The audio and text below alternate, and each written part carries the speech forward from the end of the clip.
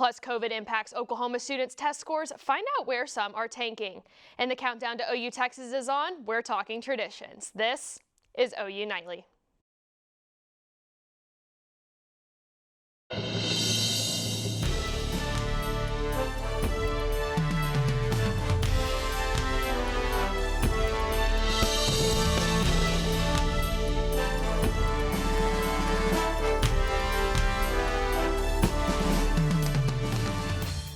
Thanks for joining us for OU Nightly. I'm Kaitlyn Deggs. And I'm Kayla Davis. We begin with the serious shakeup in the social media world. A whistleblower testifies before a Senate hearing about how the social media giant allows some harmful information to be spread.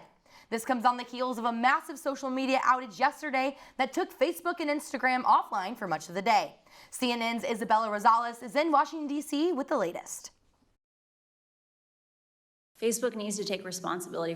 Facebook is trending, and it's a big mess for the social media giant. I came to realize a devastating truth. Almost no one outside of Facebook knows what happens inside of Facebook. Whistleblower Frances Haugen testifying in a Senate subcommittee 24 hours after a massive outage took out Facebook, WhatsApp, and Instagram. The company's leadership knows how to make Facebook and Instagram safer, but won't make the necessary changes because they have put their astronomical profits before people. The former Facebook product manager is taking aim at the company's algorithms, accusing them of leading young users to harmful content like anorexia. They have to make sure that the next generation is just as engaged with Instagram as the current one. And the way they'll do that is by making sure that children establish habits before they have good self-regulation. By hooking kids. By hooking kids. That's why she's pleading for congressional oversight. Rare bipartisan agreement. You and I ought to resolve our differences and introduce legislation. So as Senator Thune said, let's go to work. Our differences are very minor, or they seem very minor in the face of the revelations that we've now seen. Facebook spokesperson weighing in on the testimony via Twitter, saying Haugen did not work on child safety and has no direct knowledge of the topic, something she acknowledged. In Washington, Isabel Rosales. In a statement today, Facebook denied the whistleblower's claims, saying she didn't work on the subject matter in question and that they don't agree with her interpretation of the issues she testified about. A former aide for President Trump is speaking up about what she saw and heard while serving in the White House. Roddy has that story and more in today's News Center. Thanks, Kaitlyn. An ex-aide of former President Trump spoke up on the past administration today. Stephanie Grisham worked as a White House press secretary, and she saw the direct effects of Trump's response to COVID-19. I think that the president's vanity got in the way. He was working for his base. He was not working for this country. Grisham stated that she felt personally responsible for the lies the administration told and enabling a lack of urgency that ultimately cost the lives during the pandemic. After working under Trump for 5 years, Grisham claims she is worried to see him run in the 2024 election. And new information has emerged concerning 2 former FBI agents in Larry Nassar's case. After several gymnasts abused by Nassar spoke to the Senate panel last month, more claims of inaction by the FBI and mishandling of the investigation rose. Deputy Attorney General Lisa Monaco confirmed today that the Criminal Division is currently reviewing the new info. However, in light of the Justice Department's ongoing decision to prosecute the agents, Monaco declined to provide more on the situation. And 12 million files exposing financial secrets and offshore dealings from all over the world were released. Hundreds of journalists have spent 2 years investigating the secretive wealth of political leaders and celebrities. The Pandora Papers revealed how billionaires are stashing assets in covert companies and trusts while their governments and companies struggle.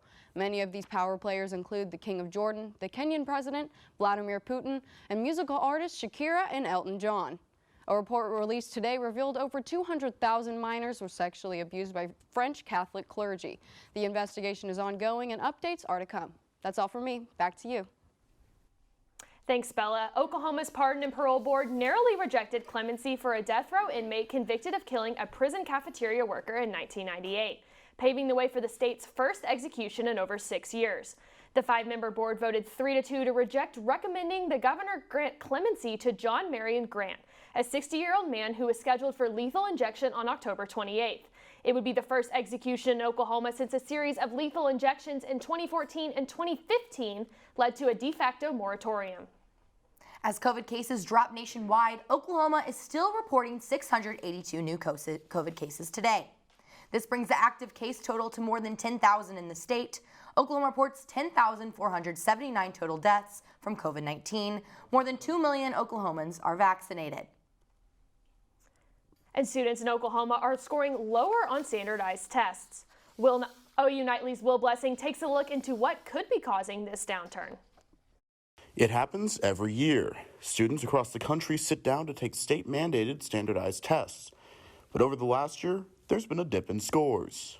So in a typical year, we test about 98, 99% of all of our kids.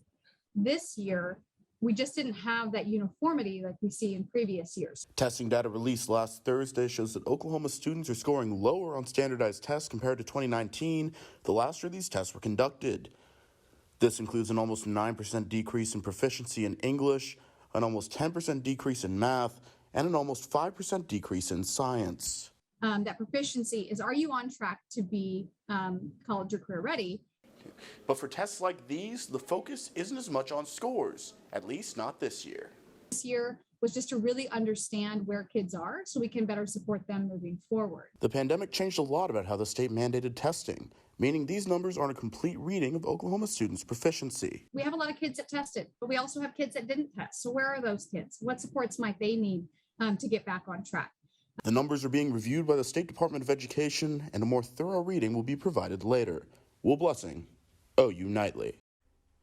Despite the low scores on standardized tests, students do not have to worry about it when it comes to college admissions tests. Several universities are shifting to an optional test policy for the SAT or ACT.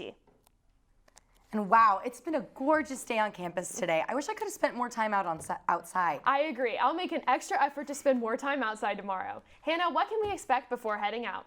Well, Kayla and Kaitlyn, it is absolutely beautiful out there today. Look at that. We have nothing but sunshine over the OKC skyline. Temperatures in the 80s.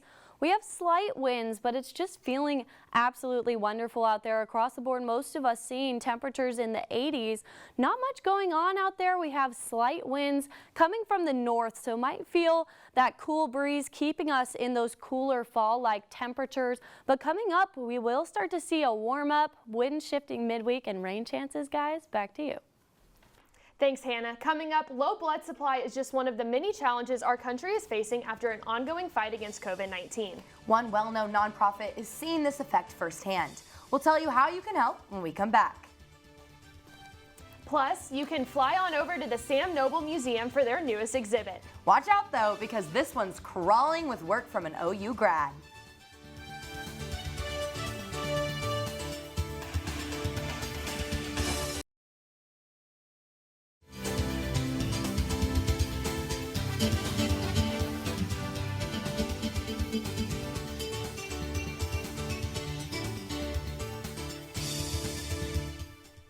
It was supposed to be one and done. Now a major COVID-19 vaccine manufacturer says a booster shot is necessary. Mariah Wheeler has the details in today's Health Beat.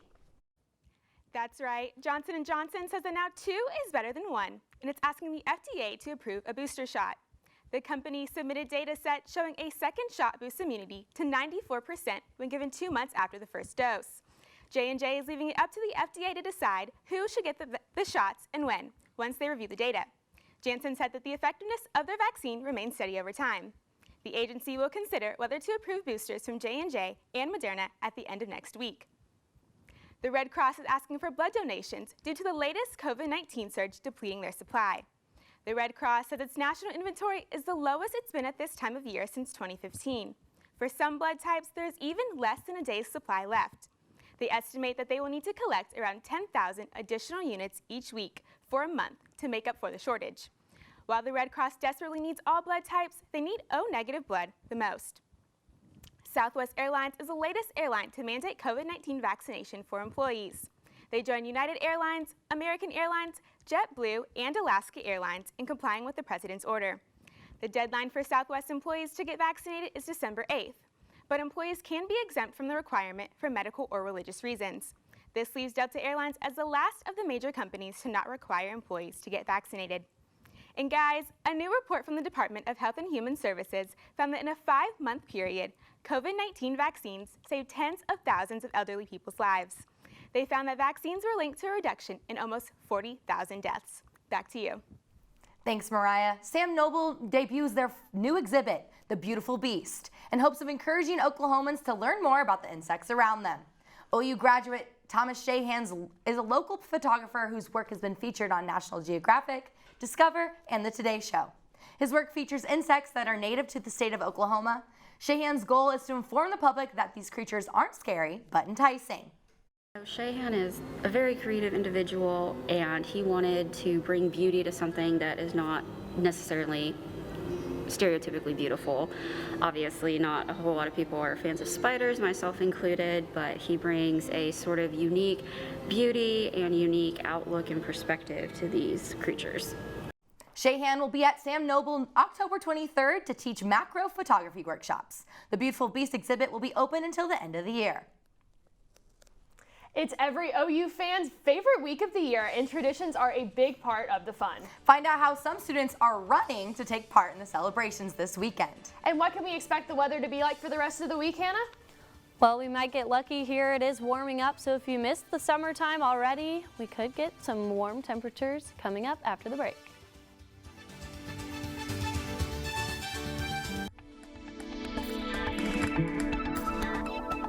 Welcome back to OU Nightly. We've had absolutely beautiful weather here in Norman over the past couple of days, and this will continue, but we will start to see some even warmer weather moving up from the south as we head into this weekend, giving us just sunshine and blue skies. But if you look how much warmer we are than average, we're almost 15 degrees warmer than our seasonal average, so certainly not feeling like fall out there. But if you're looking to tailgate this weekend, we're off on Friday from school. It's going to be absolutely beautiful day to get outdoors. Saturday as well will be in the 90s. Sunday, though, you can see those temperatures dropping into the 80s, and we will start to see a chance for some rainfall. That's because of this upper level trough moving into the region, pushing down that cooler air mass into Oklahoma. You can see there, we will start to see those cool patterns return as we head into next week, and we'll also see that chance for rain. Clear on Saturday into Sunday. Sunday night, we could see that chance for rainfall across the state, but as it moves into the eastern parts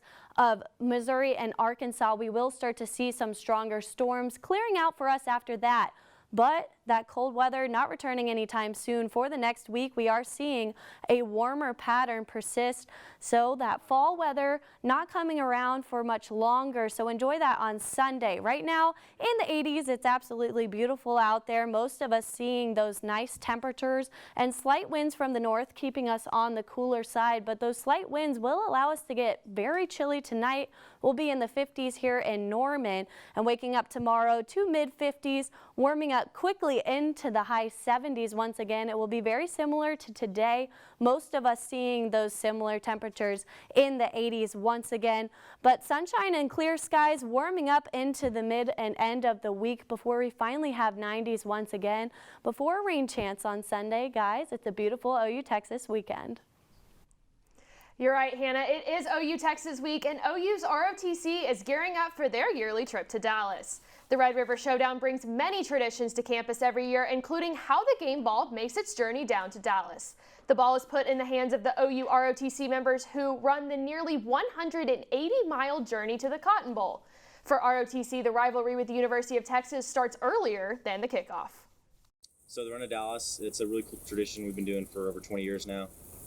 Basically, Lincoln Riley hands us the game ball, we run it down to Dallas, and then the University of Texas, they get their game ball, they run it up to Dallas, and then we meet in Dallas and we get to play flag football with them, and it's a lot of fun. OU's game ball leaves Norman tomorrow and will unite with UT's game ball in time for the kickoff this Saturday. And Carly, I know the Sooners are gearing up for the big rivalry on Saturday. How are the boys in Crimson looking? That's right. The Sooners are headed down to the Cotton Bowl to face the Texas Longhorns. And it looks like we have a new MVP in the race. Stay tuned. Sports is next.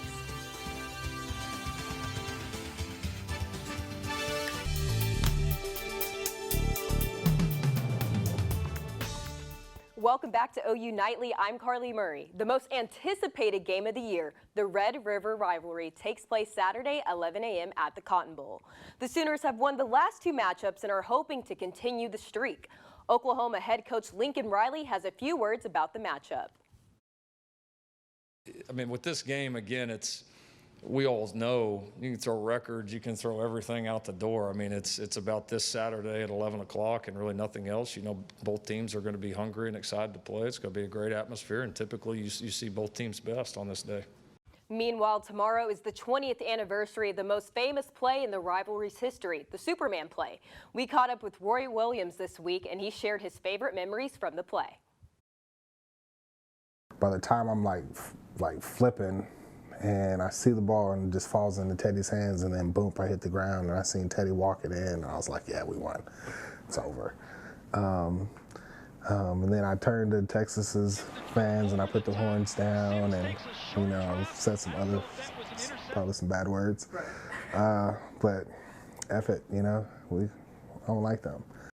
And now switching over from college to the pros, let's talk some NFL. Kyler Murray is now the front runner for MVP after a big win against the Rams. The former Sooner has now surpassed Chiefs quarterback and former MVP Patrick Mahomes for the top spot. Through 4 games, Murray has 1,273 passing yards and 12 TDs. If Murray keeps it up, he could be the 2021 MVP. The Los Angeles Chargers have defeated the Las Vegas Raiders 28-14 last night at SoFi Stadium. Joey Bosa, Chargers defensive end, had a few choice words for the officiating crew after the game. Bosa claims the refs missed a holding call late in the 4th quarter that led to Bosa getting a penalty. I didn't even know they called the penalty on me because I was fuming, but I mean, refs are blind. Simple. I'm sorry, but you're blind. Like, open your eyes and do your job. It's so bad. It's unbelievable. Finally, some new NBA rules are in effect this season. Steph Curry tried using his signature foul baiting technique last night against the Trailblazers, but didn't quite get the outcome he was hoping for. I mean, look at this shot. 8 minutes gone by, and the Warriors on top by 4. Curry defending by Little off his... Not this year. White. Looks like Steph Curry, James Harden, and Trae Young won't be getting that call anymore. And ladies, don't forget that playoff baseball starts tonight. Be sure to watch the Yankees play the Red Sox at 7 p.m. Thanks, Carly. I'll be sure to check it out. Flowers can brighten anyone's day, but when they bring jobs to a city, they brighten the whole community. When we come back, find out how a flower shop is giving back.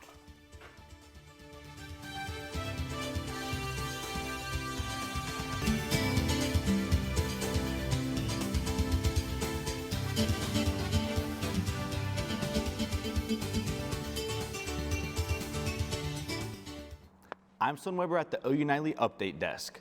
New information has come to light over the oil spill disaster in California. Officials say they have found a bend in the pipeline, and 4,000 feet of the 17.7-mile pipeline has now been displaced. As for the amount of oil spilled into the ocean, that number is up to 144,000 gallons, as California is now in a state of emergency. Kayla, Kaitlyn, back to you. Thanks, Stone. A local business in Oklahoma City is helping the homeless get back on their feet. Curbside Flowers is a flower shop owned by the Curbside Chronicle, Oklahoma's #1 magazine. They're getting into the Halloween spirit, selling pumpkins and gourds, even having pumpkin floral arrangements. Many of the workers are homeless, and this gives them an opportunity to have a job and work their way back to being financially stable. Our goal is to employ and empower individuals who are experiencing homelessness, at risk of becoming homeless, or need to supplement their income because their monthly income is just not enough. Located at North Classam and 5th Street, go pick up your Halloween pumpkin. And get to carving. And Hannah, can you give us one last look at our forecast before we close out? Well, ladies, we have a calm week of weather ahead, and look how warm it will be by this weekend. Friday off school, you might want to get outside. Saturday as well. Then Sunday, we will see some rain chances return to the forecast, but for the next 2 days, we're just sitting in those cooler temperatures before we have OU Texas weekend. Guys, back to you. Thanks, Hannah. And thanks for watching OU Nightly, brought to you by the Gaylord College of Journalism and Mass Communication on the campus of the University of Oklahoma. We are live every weekday at 4:30 p.m. We'll see you here tomorrow. Good night.